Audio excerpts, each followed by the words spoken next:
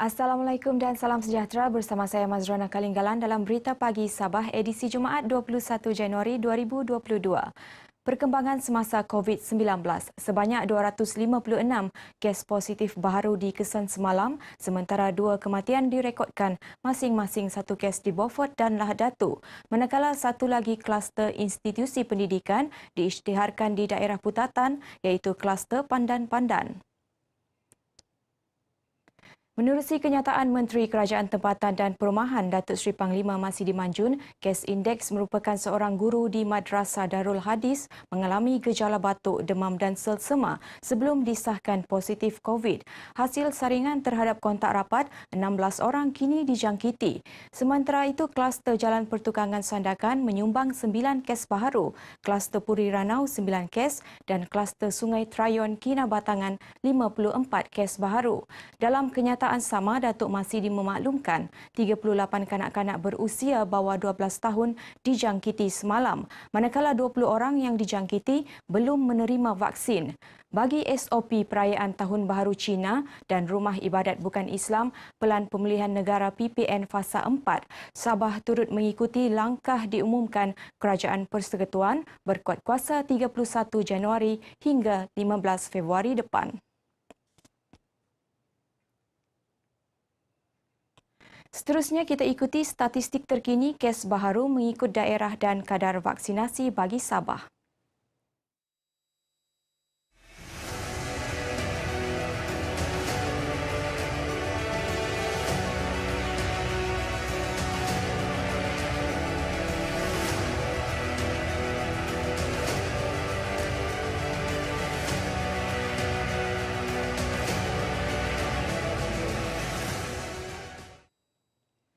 Penampang menjadi daerah ke-20 diisytiharkan sebagai daerah wabak demam babi Afrika ASF di Sabah. Timbalan Ketua Menteri Datuk Seri Panglima Dr. Jeffrey Kitingan berkata virus itu mula dikesan di Penampang pada 14 Disember tahun lepas serta merebak ke 5 kampung di Inobong, Sugut dan Koidupan. Dalam kenyataannya, kes tersebut melibatkan 229 ekor khinzir kepunyaan 6 pemilik berbeza. Kerugian dianggarkan mencecah RM115,000. Ketika ini, terdapat 2 ladang babi komersial di Penampang dengan anggaran 2,900 ekor. Datuk Jeffrey yang juga Menteri Pertanian dan Perikanan berkata, bagi mengelak wabak itu merebak ke daerah berhampiran, Jabatan Perkhidmatan Veterinar mengadakan kempen kesedaran bagi memastikan rakyat mendapat maklumat mengenai ASF. Sejak wabak ASF pertama kali disiarkan tahun lepas, 10 daerah disiarkan bebas ASF selepas 60 hari berlalu sejak kes terakhir dilaporkan. Daerah terlibat ialah Kota Marudu, Pitas, Sandakan, Kinabatangan, Beluran, Telupit, Tongot, Tawau, Lahad Datu dan Semporna. Susulan hujan berterusan sejak Rabu mengakibatkan beberapa buah rumah di Taman Pohing di Jalan Batu Sapi Sandakan dinaiki air. Tinjauan kru RTM mendapati beberapa penduduk mula melakukan pembersihan kediaman masing-masing selepas paras air di kawasan itu surut. Bagaimanapun berikutan keadaan rumah masih dalam proses pembersihan, terdapat penduduk menumpang sementara di rumah keluarga di kawasan berhampiran. Penduduk Taman Pohing ditemui berkongsi detik cemas kejadian. Sekali pukul 4 subuh begitu, naik sudah air. Itu pun macam yang baru separas yang lutut. Nah, saya paniklah. Selepas tu, saya ambil segala yang dokumen-dokumen yang penting dululah.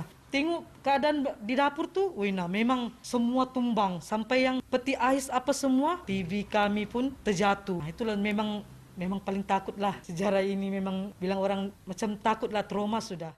Nah, ini selalu juga kejadian, cuma yang paling teruk ini kali lah. Ya, ini kali memang banyak rumah yang terkesan dengan hujan ini, dengan banjir ini. Terutama tempat saya lah. Ya, sebab tidak pernah terjadi yang begini kira dasar juga lah. Sampai rumah macam kolam lah. Kejadian hujan berterusan ini turut mengakibatkan kejadian tanah runtuh di Taman Pohing dan Kampung Gas Sandakan. Kecil tapak tangan nyiru ditadahkan. Perumpamaan itu boleh dikaitkan dengan program Tanggungjawab Sosial Korporat CSR Universiti Malaysia Sabah UMS melalui misi bantuan pasca banjir sukarelawan siaga bencana UMS ke Kampung Panaitan Kota Marudu baru-baru ini. Wartawan Serina Olivia Chong ada laporannya. Misi Aksi serampang dua mata ini menyaksikan 30 siswa serta pegawai Hospital UMS HUMS menyumbang tenaga dengan membuka kaunter pemeriksaan kesihatan percuma di Dewan Terbuka SK Panaitan Kota Marudu. Tiada makna yang lebih besar diiringi senyuman dan penghargaan ikhlas sedikit sebanyak menjadi sirna kemaslahatan terutama berkaitan kesihatan penduduk kampung. Diketuai Timbalan NAB Chancellor Hal Ehwal Pelajar dan Alumni, Profesor Madya Dr. Rahman Nordin, turut diadakan gotong royong melalui konsep keluarga Malaysia. Melambangkan salah satu daripada usaha universiti, aspirasi universiti untuk melahirkan para graduan apa yang dikatakan holistik itulah. Salah satu elemen penting dalam kemahiran insania itu adalah sifat kesukarelawan. Aktiviti khidmat masyarakat ni lebih-lebih lagi daripada mahasiswa sendiri. Sudah tentu macam satu perkara yang baru because ini selepas aktiviti selepas semasa pandemik. Jadi kami pada program kali ini kami dapat melihat sendiri macam mana projek ini dapat dijalankan melalui pembersihan di sekolah ini dan juga bersama dengan komuniti di sini. Program-program macam ni sebaik-baiknya diteruskan dan baik untuk masyarakat, terutama masyarakat di luar bandar. Kita faham kemudahan-kemudahan itu kurang, jadi kita yang mempunyai kemudahan yang lengkap ni, yang orang bilang adalah kita bawa turun ke Padang. Dalam program ini tentu banyak manfaat yang kami dapat. Pertama, kami dibantu dengan pembersihan terutamanya. Kami dapat sekolah kami bersih kembalilah. Dengan masyarakat kampung, sudah tentu mereka pun dapat manfaat juga. Pertama kali program ini diadakan di Sekolah SK Panaitan. Jadi terlebih dulu saya ucap terima kasih lah. Saya bawa budak-budak family di sini first untuk check up kesehatan lah. Memang dia sangat terbukti lah untuk konsep Malaysia, di mana ya keluarga Malaysia, di mana kita boleh nampak daripada umur muda pada hari ini kita boleh nampak mereka berada di sini sehinggalah ke usia warga emas. Mana kasi kau ngayon kung gila emas to nakarikat ngedite lah. Bisa sana nga sanang eh. Macam yang tekanan darah, kancing manis dan air kancing tuh bagus juga lah. Sebab ada mau periksa macam yang penyakit apa-apa. Kebaikan saya macam yang tidaklah susah jalan-jalan jauh. Inilah masa untuk kita tampil bersama-sama untuk membantu masyarakat yang memerlukan, khususnya mereka yang berhadapan dengan bencana. Jika HUMS yang terdiri daripada golongan anak muda dan warga pendidik mampu menunjukkan semangat keluarga Malaysia, anda bila lagi. Serina Leviachok, RPM. Penanaman semula pokok penting dalam memacu sektor perhutanan Sabah. Ia berikutan aktiviti pembalakan secara berlebihan di kebanyakan kawasan hutan negeri untuk mendapatkan hasil sosial ekonomi. Menurut NAB Chancellor Universiti Malaysia Sabah UMS, Profesor Datuk Dr. Taufik Yap Yun Hin, kegairahan untuk memperoleh wang daripada sumber hutan mengakibatkan kerosakan berlebihan. Justeru, cara terbaik untuk memulihkan sektor perhutanan ialah menanam semula pokok berkualiti di kawasan terjejas akibat pembalakan.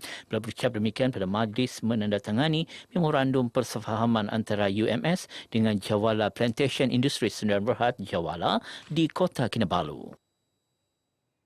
Institut Koperasi Malaysia IKMA Zon Sabah turun padang bertemu kumpulan sasar bagi meningkatkan kefahaman masyarakat terhadap peranan koperasi ke arah pembangunan ekonomi komuniti setempat. Pengarahnya Norbiha Kasmuri berkata, program dikenali sebagai program turun padang ke arah memasyarakatkan koperasi Maskop dilaksana di setiap zon bagi mencapai impak maksimum.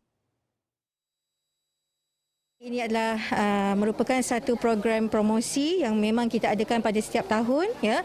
Dan di mana kalau kita lihat wilayah Kudat dia adalah merupakan lokasi pertamalah untuk program turun padang ini, di mana ia bertujuan untuk kita mewawarkan, ya, program latihan yang ditawarkan oleh IKMA, khususnya IKMA Zon Sabah pada tahun 2022. Beliau berkata demikian kepada RTM selepas merasmikan Maskop Zon Kudat di Kudat. Sebagai peneraja pendidikan koperasi, IKMA Komited menawarkan program pembangunan modal insan berorientasikan pelanggan berdasarkan keperluan semasa. Tahun ini pihaknya menawarkan 71 program untuk meningkatkan modal insan ahlinya. Setakat tahun 2020, IKMA Sabah mempunyai 1,616 koperasi dengan keanggotaan 303,576 orang melibatkan share berjumlah 213 juta ringgit. Maskop akan diteruskan ke 4 zon lain iaitu Labuan, Sandakan, Tawau dan Kota Kinabalu. Sebanyak 100 naskah Al-Quran diwakafkan kepada golongan mu'alaf, masjid dan surau sekitar daerah Tamparuli melalui program Wakaf Al-Quran. Program itu anjuran MyFund Action Sabah dengan kerjasama Jahins Daerah Kecil Tamparuli, JAKIM dan AJK Masjid Ubudiyah Tamparuli. Jahins Daerah Kecil Tamparuli sentiasa bersedia bekerjasama dengan EJO menjalankan program sedemikian demi manfaat golongan mualaf daerah ini. Pihak Jahins sentiasa bekerjasama. Mana-mana NGO yang ingin membuat program-program seperti, yang penting orang kata ada perbincangan lebih awal lagi. Sementara itu, pengurus MyFund Action Cawangan Sabah Siti Lin Saleh berharap dengan pelaksanaan program ini dapat membimbing mualaf terus mendalami ajaran Islam sekaligus menguasai bacaan Al-Quran yang betul. Seperti kita tahu, golongan saudara barulah sebab diorang ni adalah orang yang mungkin masih jauh dari pemahaman Al-Quran. Jadi one of acara yang kita buat dalam program ni itu kelas membaca Al-Fatihah dan memahami maksud. Di situ adalah sebagai first step lah untuk diorang ni makin cintakan Al-Quran. Program diisi dengan kelas tahsin Al-Fatihah serta kempen kesedaran menjaga kesihatan, mencuci tangan dan memberus gigi dengan betul kepada 50 kanak-kanak terpilih.